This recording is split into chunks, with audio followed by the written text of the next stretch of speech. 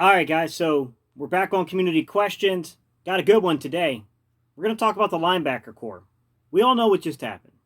Jatavis Brown. Jatavis Brown retired from football. Said he didn't have it in him anymore. And you know what? It sucks because we took time in the offseason to sign him. But if a guy doesn't have it in him anymore, then he doesn't have it in him anymore. So, all right, y'all. Let's jump into today's topic. Let's get it.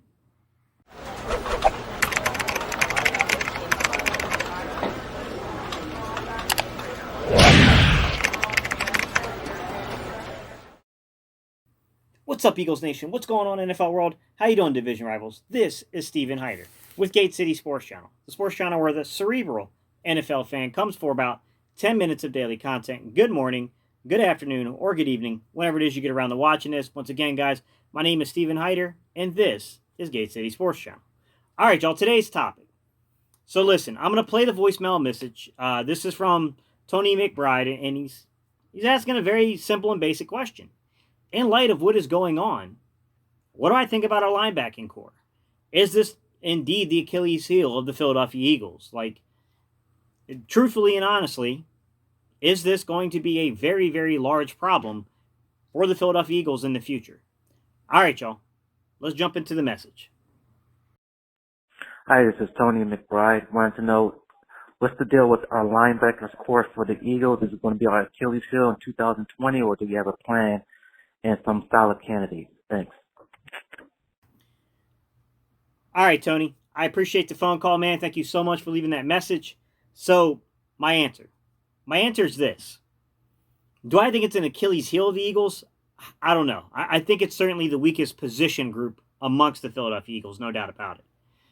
In terms of it being the Achilles heel, that's really hard to say without seeing how these young kids are going to acclimate and be able to play in the system.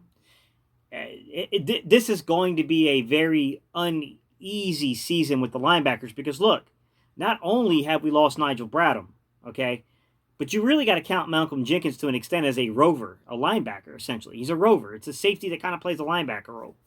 And, if you look at what we got coming in, I do think TJ Edwards can play. I think TJ Edwards is going to be a difference maker this year. I think he's a lot better than what the organization originally thought, and I think he turned their heads last season. I do think TJ Edwards has a possibility to be a very, very good, above serviceable linebacker for the Eagles. I think we got really lucky, because let's just call a spade and what it was. We got lucky with that one. The scouting department did a hell of a job. We really got lucky there, okay? However, you go past TJ Edwards, and it's a lot of youth, right? Duke Riley, a lot of guys that I'm hearing, a lot of reports I'm hearing is that he's going to have a better chance to understand the system this year, having previous playing experience now, and now having a year to really get to understand the fundamentals and the principles of the defense. So they're expecting him to be a lot better. I told you guys in my video I made, I told you straightforward, I did not expect Jatavis Brown to make the active 53. I thought the Eagles were going to keep 5 linebackers, and I thought it was going to be between Duke Riley and him and Jatavis Brown. I thought Duke Riley was going to win it anyways. So I would say you got Duke Riley on one side. I'd say your Mike is probably going to be, starting out, it's going to be TJ Edwards. And then your Sam, and this is the one that concerns me, it's Nathan Gary. So my concern with Nathan Gary is a bit of a playmaker, especially in the passing game as a linebacker. He can take the ball away. He can turn you over. Nathan Gary's got to be better against the run, okay? I'm not saying the kid can't grow. I'm saying that he didn't show anything last year, okay? That's my point. The guy had a 15% missed tackle rate. I think it was almost 16%, if I'm not mistaken. Like, entirely too high. And we're not talking about a guy that was only in on 40 tackles. Like, Nathan Gary was one of the main contributors last season, and he just was not good at stacking and shedding blockers. And that's a problem. You got a linebacker playing the strong side of the defense who cannot stack and then shed a block. You're going to be susceptible to the running game.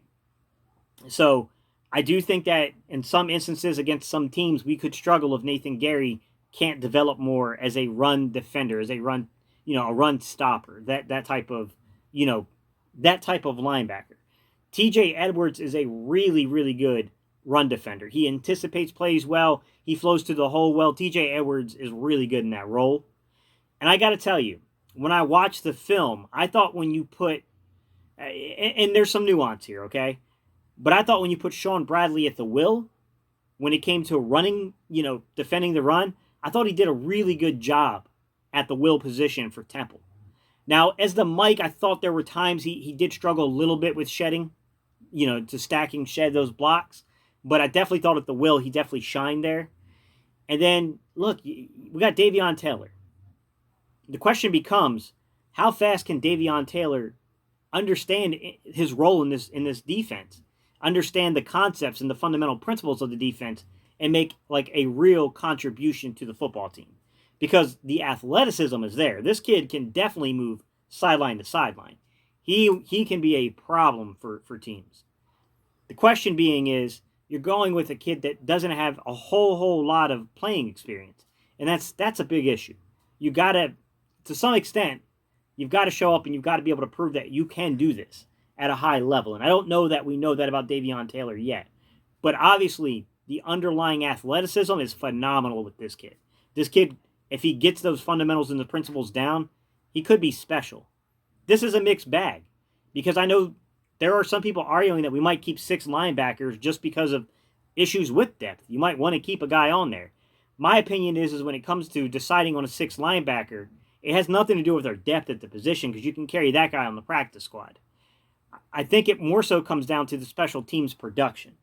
So my question would be, can Alex Singleton beat out other guys to become that 6th linebacker because of his special teams abilities? He's a very good special teams football player, but he's going to have competition, right? We have young guys in that safety room, like Rudy Ford, who was a really good gunner. He's going to have to beat that guy out because they might want to keep a 5th safety in Rudy Ford, right? I mean, we can look at the kid coming out of Baylor.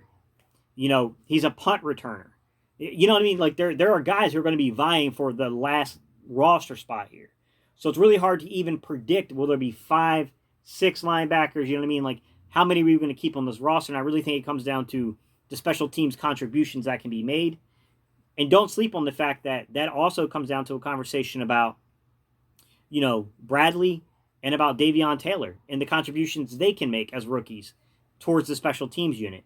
Because if they can prove to be effective in those roles, then the Eagles are going to have a lot of reason to probably keep this to a 5-man roster, a 5-man position group, basically, and not roll with that 6th defender. It's hard to say, guys. I think it's entirely too early to project that right now because I don't even know how you judge special teams play right this second. I think it's incredibly difficult. The other, obviously, elephant in the room here that we could discuss is, should the Eagles be interested in signing a veteran linebacker?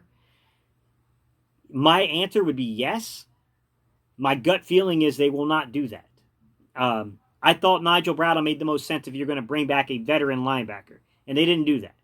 So now the question becomes, are you really going to risk, younger kids and their playing time and their ability to get involved in here who could be on the roster long term